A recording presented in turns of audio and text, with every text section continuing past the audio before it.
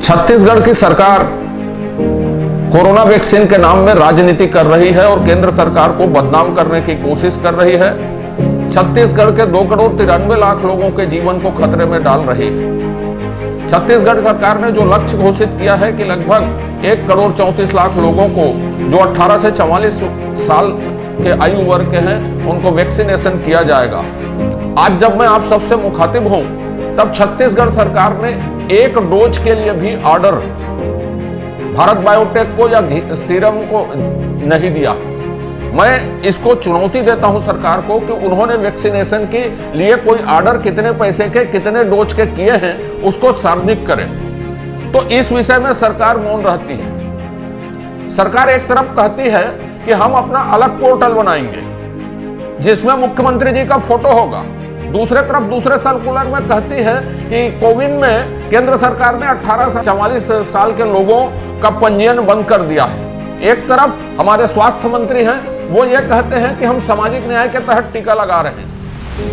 1,03,040 टीका 1 तारीख को हमको प्राप्त हुआ बताते हैं, जिसमें से आज की तारीख तक मुश्किल से 25,000 टीके 30,000 टीके लगे होंगे। तो वो 1 लाख और समथिंग जो टीके हैं वो छत्तीसगढ़ को कहां से प्राप्त हुए? क्योंकि मेरी जो जानकारी है उसमें CGMSC ने उसको नहीं खरीदा। तो आखिर ये टीके आए कहां से? और जो 1,34,00,000 लोगों को टीकाकरण होना है उसके लिए उन्होंने क्या प्रक्रिया अपनाई है, कितने पैसे उन्होंने कंपनियों को जमा किए हैं और कब जमा किए हैं, इसको उनको सार्वजनिक करना चाहिए। उत्तर प्रदेश सरकार ने ऐसा एक ग्लोबल टेंडर जारी किया है अपने टीकाकरण के लिए। ऐसा कोई दस्तावेज है कि हमने ये ग्लोबल टेंडर किया है, उसको छत्तीसगढ़ सरकार को जारी करना चाहिए। मित्रों, ये बहुत दुखद स्थिति है छत्तीसगढ़ के सामने जब एक असफल सरकार नेतृत्व कर रही है, एक असत्य कथन करने वाली सरकार नेतृत्व कर रही है और छत्तीसगढ़ के 1,34,00,000 लोगों की जिंदगी पर संकट आ गया है, कोरोना महामारी का संकट आ गया है। मित्रों, इसीलिए मैंने और हमने सबने कहा था कि हम केंद्र सरकार से आग्रह करेंगे कि यह सरकार टीकाकरण के मामले में पूरी तरह असफल रही है। दुनिया के विशेषज्ञों ने कहा कि टीकाकरण एकमात्र उपाय है इस महामारी से निपटने के लिए, पर यह सरकार ने टीकाकरण को स्थगित कर दिया। माननीय उच्च न्यायालय के हस्तक्षेप के बाद मुख्य सचिव की अध्यक्षता में एक कमेटी बनाई है, नहीं मालूम उसका रिपोर्ट कब आएगा और कब छत्तीसगढ़ का टीकाकरण होगा, यह पूरी तरह से अंधकारमय है। इसलिए हमने कहा है कि केंद्र सरकार छत्तीसगढ़ की विशेष परिस्थितियों को ध्यान में रख के जो खुले बाजार का टीका है उसको सस्ता कर दे। 1200 की जगह में 250, 300 या 400 करके छत्तीसगढ़ को खुले बाजार में टीका दे दे, ताकि छत्तीसगढ़ के लोग अपने पैसे से टीका लगा के अपनी जान की रक्षा कर सके। यह सरकार असत्य कथन कर रही है। और जहां तक कांग्रेस के जो विद्वान प्रवक्तागण बोल रहे हैं वो राजनीति कर रहे हैं कि वो APL का कर रहे हैं कि BPL का कर रहे हैं कि इस जाति का कर रहे हैं, इस संप्रदाय का कर रहे हैं, कि हम क्या चाह रहे हैं। आप सीधे सीधे ये बताइए कि आपने टीका का कितने टीका का कौन सी कंपनी को ऑर्डर किया है, जैसे उत्तर प्रदेश ने ग्लोबल टेंडर किया है अपने लिए। इस विषय पर बात नहीं हो रही है और बात राजनीतिक हो रही है।